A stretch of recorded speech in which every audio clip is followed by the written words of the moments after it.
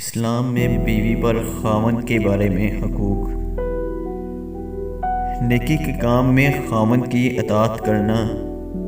اپنے خاوند کے گھر کی حفاظت کرنا، اپنے خاوند کے مال و متاع کی حفاظت کرنا،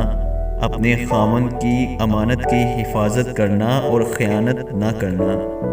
اپنے خاوند کے سامنے خوبصورتی اور زیب و زیبائش کا اہتمام کرنا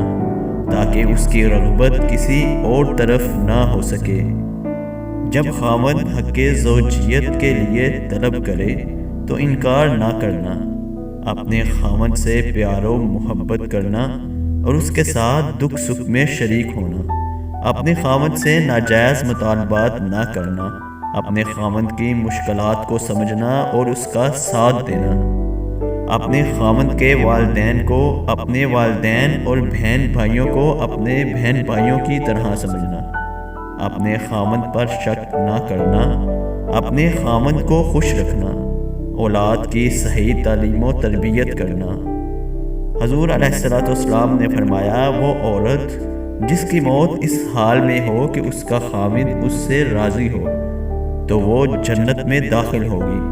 اسی طرح حضور علیہ السلام نے فرمایا، اگر میں کسی کو سجدہ کرنے کا حکم دیتا